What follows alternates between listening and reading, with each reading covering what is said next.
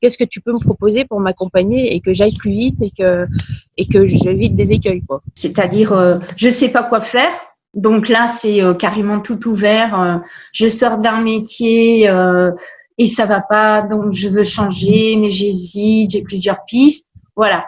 Et là, moi, j'aide à y voir clair dans le projet et puis à faire le lien avec les talents profonds de la personne. Donc, j'accompagne aussi beaucoup sur la recherche d'emploi. Que j'ai fait ça pendant 15 ans, en fait. Quand j'étais en centre de formation, j'animais des ateliers qu'on appelle technique et recherche d'emploi.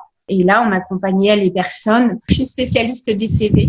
Pour une bonne communication, parce que moi, je suis presque chiante avec ça, ciblée et claire et lisible et Je peux aussi en parler puisque tu avais regardé le mien. Une clarté dans le CV, mais une clarté aussi par rapport à moi, ce que je pouvais exprimer par rapport à mon CV, quoi.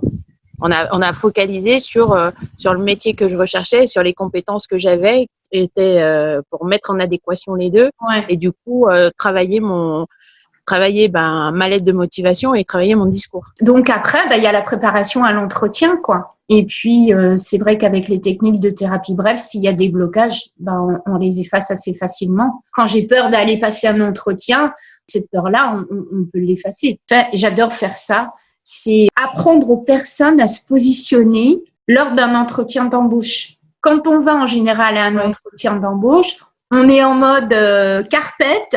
On est quelqu'un qui est demandeur. Alors, on est tout petit face à un employeur à qui on donne de l'importance et on s'aplatit, quoi. En gros, on essaye d'être bien, d'être sympa, de montrer qu'on a des compétences. On est en mode, j'exagère, mais on est en mode un peu, on supplie, quoi. On est en mode suppliant. Et si on est en mode suppliant, on se rabaisse. Voilà. Et quand on se présente à un entretien d'embauche, on est en mode enfant finalement devant quelqu'un qui est le parent qui juge, qui critique. Voilà, on a peur d'être jugé, peur d'être critiqué à l'entretien. Et quand on travaille sur ce positionnement, à la finale, on arrive à aller à l'entretien d'embauche en mode consultant professionnel.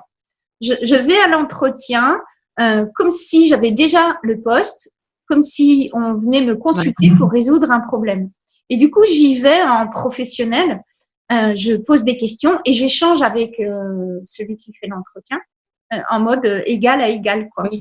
Et du coup, on a une vraie discussion professionnelle. Typiquement, c'est ce qui s'était passé quand on avait discuté de l'entretien que je devais faire en ligne. Du coup, l'entretien s'était bien mieux passé. J'étais pas dans cette position entre guillemets suppliante, quoi. Ça, j'adore faire ça. Ça me fait trop marrer.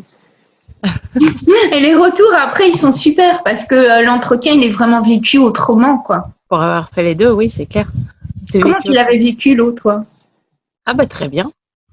Très bien, j'ai eu aucun souci, aucun bug, j'avais de la prestance. Ouais, non, j'étais posée tranquille, quoi. Et avant, comment c'était les fois d'avant, alors? T'es toujours un peu stressé, et effectivement, dans cette position un peu demandeur. Après, j'ai pas tendance à m'écraser, mais quand même, au fond de toi, même si tu as une carapace de façade, au fond de toi, t'es quand même plus sur lesquels tu sais pas forcément ce que tu vas pouvoir répondre, ou si tu as tendance à répondre du tac au tac, à être obligé de cogiter à 10 000 à l'heure pour répondre sans que ça se voit en face, quoi.